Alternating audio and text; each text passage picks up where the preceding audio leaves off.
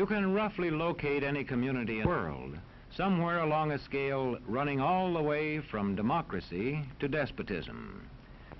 One to the democracy end, another somewhere in the middle, and a third. Let's find out about despotism. This man makes it his job to study these things. Well, for one thing, avoid the comfortable idea that the mere form of government can of itself safeguard a nation against despotism. Germany, under President Hindenburg, was a republic. And yet in this republic, an aggressive despotism took root and flourished under Adolf Hitler.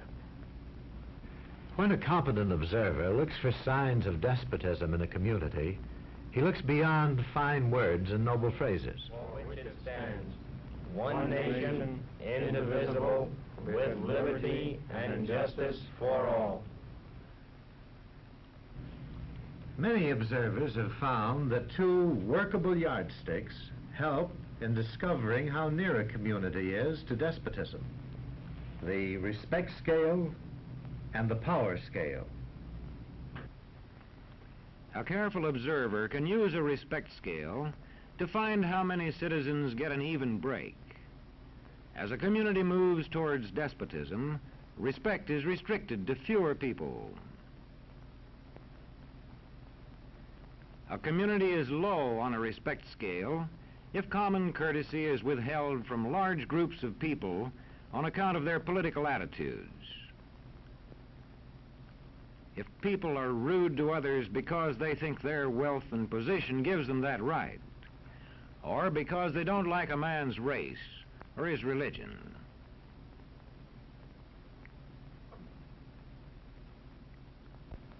Equal opportunity for all citizens to develop useful skills is one basis for rating a community on a respect scale. The opportunity to develop useful skills is important, but not enough. The equally important opportunity to put skills to use is a further test on a respect scale.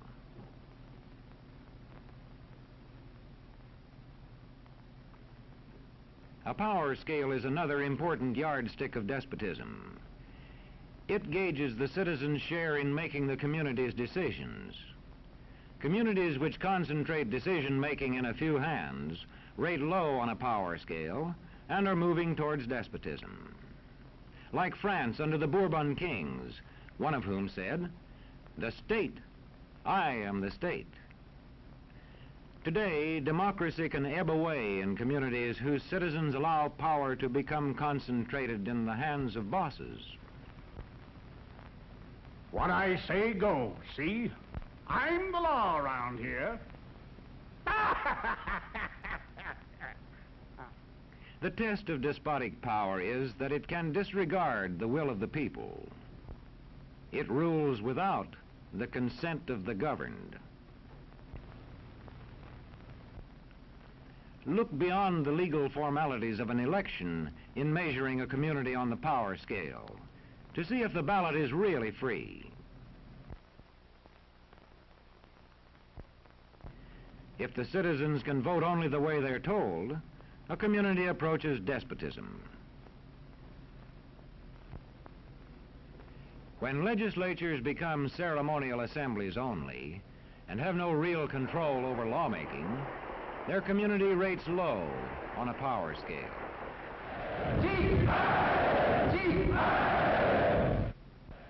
In a downright despotism, opposition is dangerous, whether the despotism is official or whether it is unofficial.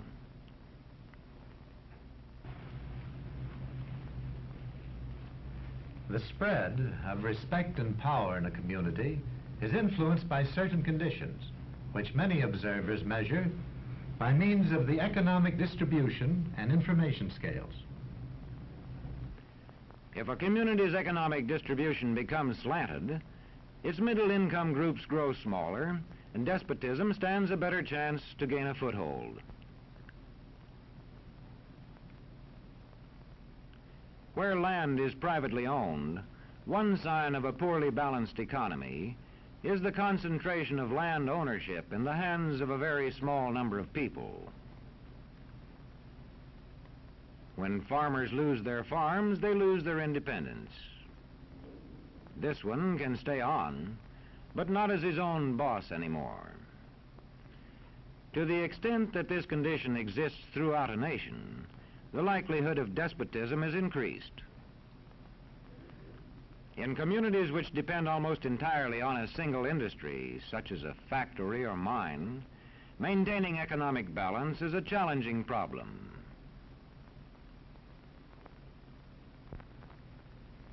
If this condition exists over the nation as a whole, so that the control of jobs and business opportunities is in a few hands, despotism stands a good chance.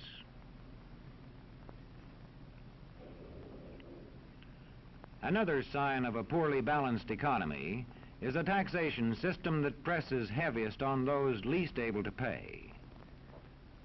A larger part of a small income is spent on necessities such as food. Sales taxes on such necessities hit the small income harder. In the days of the salt tax, feudal despotisms were partly sustained by this and other effects.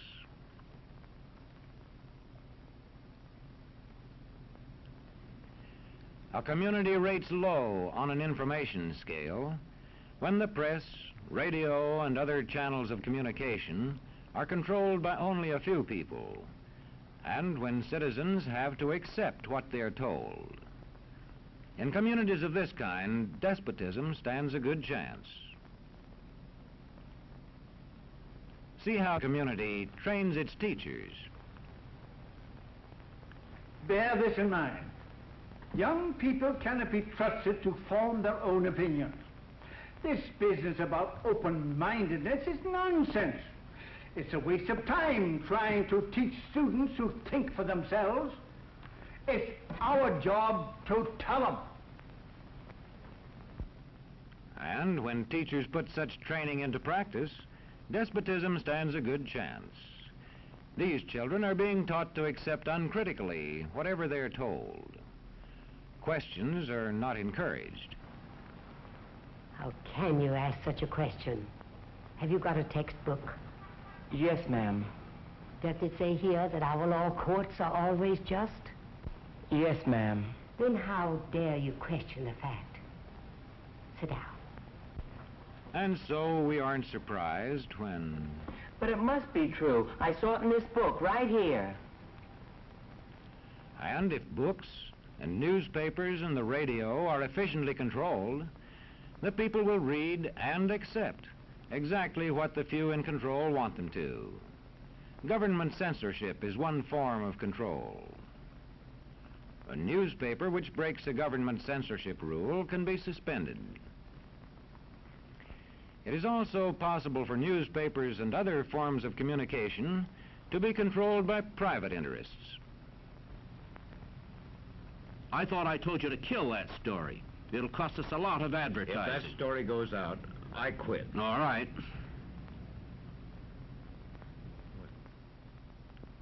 What sort of community do you live in? Where would you place it on a democracy-despotism scale? To find out, you can rate it on a respect scale and a power scale. And to find out what way it is likely to go in the future, you can rate it on economic distribution and information scales. The lower your community rates on economic distribution and information scales, the lower it is likely to rate on respect and power scales, and thus to approach despotism.